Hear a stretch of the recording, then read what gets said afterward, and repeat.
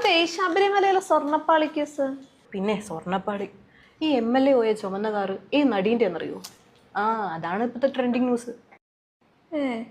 അല്ല നമ്മുടെ നാട്ടിലെ തെരുവുനായ ശല്യത്തിന് എന്തെങ്കിലും ഒരു പരിഹാരം ഉണ്ടാവോ? അത് എന്നാലും ഈ MLA എവിടെയാ പോയെന്ന് വല്ല പിടുത്തമുണ്ടോ? ഇനി വല്ല തമിഴ്നാട്ടിലേക്കാണോ? ഇതിപ്പോ ലാഭമല്ലോ. അഴിമതി ആരോപണം, കടക്കണി, വികസന മുരടിപ്പ്, കെടുകാരസ്ഥത, എന്തിനെ കുറിച്ച് ചോദിച്ചാലും ഏതെങ്കിലും ലൈംഗിക ആരോപണ കേസം കിട്ടുകൊടുക്കുക. അപ്പൊ ഒന്നിനും മറുപടി പറയണ്ടല്ലോ. 9 വർഷങ്ങൾക്ക് മുൻപ് ഒരു സോളാർ കേസ് ഓർമ്മയുണ്ടോ? അന്ന് ഉമ്മൻചാണ്ടിക്കെതിരെ എന്തൊക്കെ ബഹളായിരുന്നു. എല്ലാം കഴിഞ്ഞ അവസാനം ആ മനുഷ്യൻ ശരിക്കും നീതിമാനായിരുന്നു എന്ന് പറഞ്ഞിട്ട് എന്ത് കാര്യം?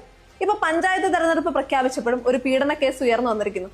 സോളാർ കേസ് മുതൽ ഇങ്ങോട്ട് എല്ലാ തെരഞ്ഞെടുപ്പ് കാലത്തും പറക്കുന്ന ഒരു ജാരസന്തതിയായി മാറിയിട്ടുണ്ട് ഈ സ്ത്രീ വിഷയം. അതോടൊപ്പം സമൂഹ മാധ്യമങ്ങളിലെ ചിലതിന്റെ നിലവാരത്തിലേക്ക് വരുന്ന മുഖ്യധാരാ മാധ്യമങ്ങൾ.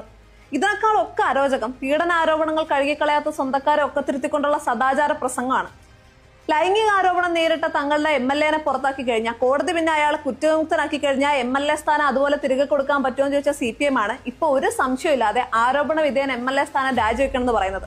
അല്ലെങ്കിലും സ്വന്തം ഒക്കത്തിരിക്കുന്നതിന്റെ ദുർഗന്ധം ഒരിക്കലും LDF-ന് അനുഭവപ്പെടില്ല.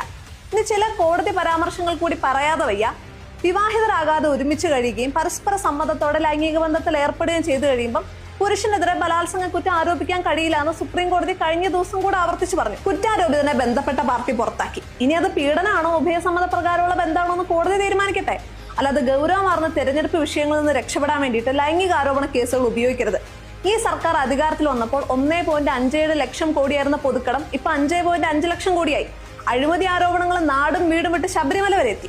കർഷകരുടെ അവസ്ഥ ദയനീയായി. നെല്ല് സംഭരണം വെള്ളത്തിലായി. പഞ്ചായത്തുകൾ മയക്കുമരുന്ന് കേന്ദ്രങ്ങളായി. ആത്മവിശ്വാസം ഉണ്ടെങ്കിൽ ഈ വിഷയങ്ങളിലൊക്കെ ജനങ്ങൾക്ക് മനസ്സിലാകുന്ന ഭാഷയിൽ സർക്കാർ വിശദീകരണം നൽകണം. അല്ലാതെ എന്ത് ചോദിച്ചാലും ലൈംഗികാരോപണ കേസുകൾ എടുത്തിടുന്നത് ഈ പറയുന്ന വിഷയങ്ങളൊക്കെ കൃത്യമായിട്ടുള്ള മറുപടി കൊടുക്കാനില്ലാത്തത് കൊണ്ടാണ് എന്ന് തന്നെ കരുതാനാവും.